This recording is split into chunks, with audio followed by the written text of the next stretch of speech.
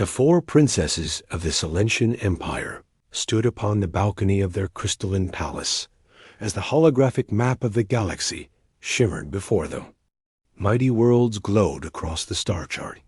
Distant empires pulsed with color and life. Yet one small blue world sat dim at the edge of the display as though unworthy of illumination. This was Earth. To them, it was nothing more than a footnote in the grand expanse of the cosmos.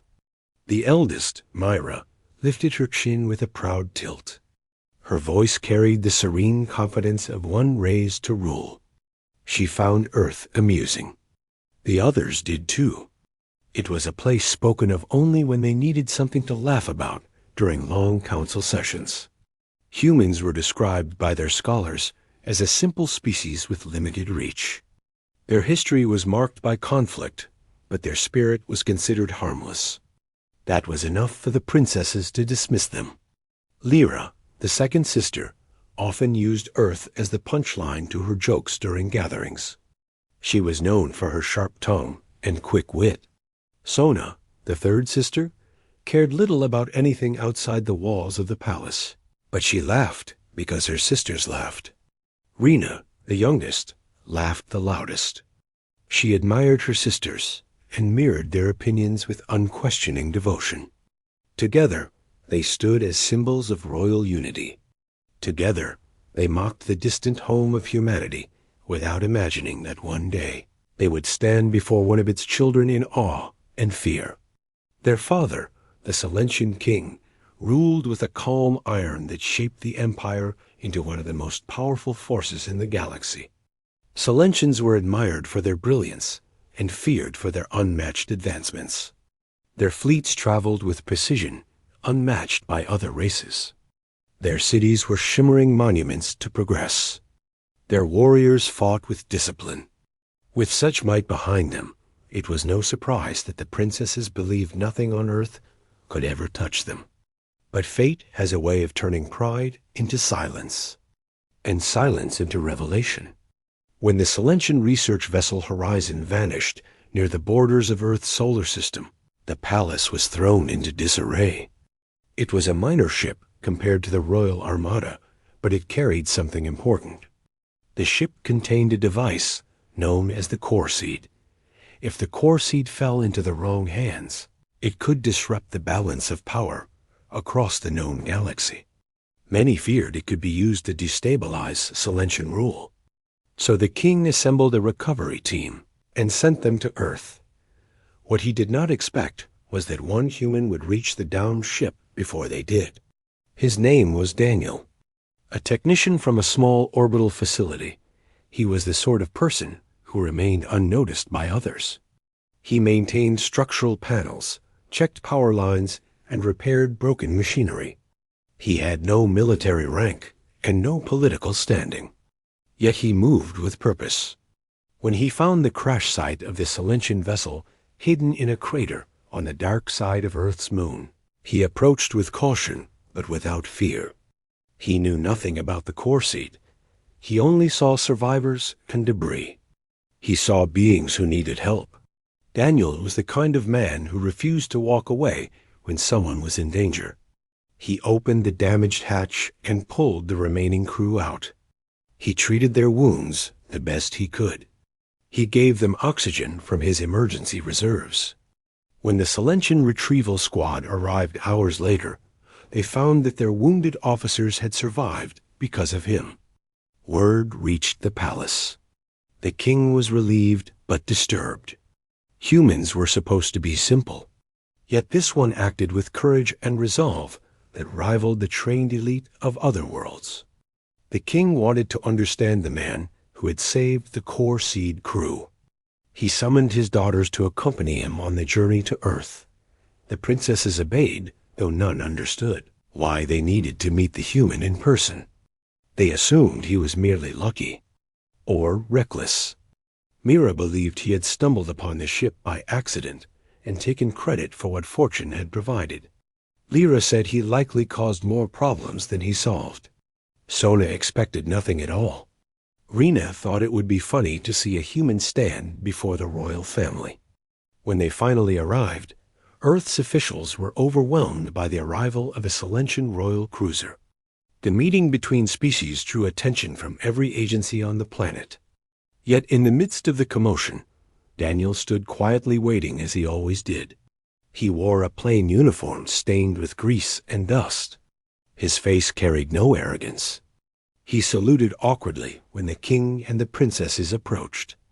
In that moment, a curious shift rippled through the four sisters. Something about Daniel's calm presence unsettled them. They had expected a trembling subordinate. Instead, they found someone who looked directly at them with steady respect, but not fear. The king asked to see the crash site. Daniel guided them through the lunar facility and spoke about the repairs he attempted. He described how he dragged the Silentian officers out of the wreckage. He explained the danger he faced when the reactor began to destabilize. His explanations were brief but clear. There were no embellishments, no boasts. He spoke only what was necessary. This simplicity surprised Mira. For the first time, she felt the heat of embarrassment for having mocked his entire world. Lyra tried to challenge him with sharp questions. Yet every time she expected him to panic, he answered with clarity and sincerity. Sona found herself stepping closer to him when he described the moment he shielded one of the Silentians from falling debris. She imagined the weight he must have endured. Rena watched him with wide eyes. She had never seen someone so unshaken in the presence of royalty. The more he spoke, the quieter the princesses became. When the king examined the core seed, he found it intact. The ship's remaining data logs revealed that Daniel's quick actions had prevented a catastrophic explosion. If the reactor had breached, the core seed might have shattered. The king turned to Daniel and bowed his head slightly. It was a gesture that left the room stunned. The princesses looked at their father in disbelief. Never had they seen their father show that level of respect to anyone outside their species. The king addressed his daughters. He reminded them that courage was not born from bloodline or title. True strength came from choices. He told them that Daniel had saved not only Silentian lives, but potentially the future stability of their empire. The princesses were speechless. Their earlier laughter echoed in their minds. They felt its sting now. Their world had been changed by a human they once considered insignificant. The king made a decision that startled all who heard it. He declared that the destinies of his daughters would be tied to the future of human and Silentian cooperation. To ensure lasting alliance, he announced that each princess would serve a rotation on Earth under the guidance of Daniel, not as supervisors, not as rulers, but as learners. They would come to understand the values of humanity. The announcement sent waves of shock across both worlds. The princesses protested at first, but the king silenced them with a single command. When the rotations began, Daniel found himself responsible for guiding 4 princesses who had never taken orders from anyone but royal commanders. He expected difficulty. He expected arguments. Yet what came surprised him. Myra was the first to approach him with humility. She asked him to teach her how he decided what actions to take during emergencies. He spoke of instinct and responsibility. She listened with a sincerity that would have stunned anyone who knew her past arrogance. Lyra joined them soon after. She apologized for her earlier tone, though she struggled to voice the words. Daniel accepted her apology without hesitation. This simple response softened something within her. Sona observed their conversations in silence, then asked if she could learn the skills he used to repair damaged structures. She wanted to understand how a single person could perform tasks usually done by entire teams. Daniel taught her patiently. Rena followed him everywhere. She asked endless questions. She spoke with boundless energy. Yet Daniel listened to every word. His calm attention made her feel valued in a way she had never experienced. Weeks passed.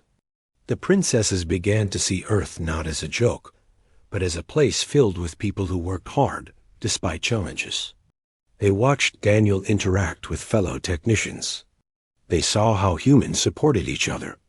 They saw how humans fought for survival in an environment with far fewer advantages than Silentians possessed. They saw resilience in every corner of the planet. Their laughter at Earth became admiration. Their arrogance transformed into respect. And respect gradually became something deeper. Daniel remained himself throughout. He had no desire to show dominance. He asked for no recognition. He simply guided them when needed. He spoke honestly. He worked hard. In his presence, the sisters felt safe.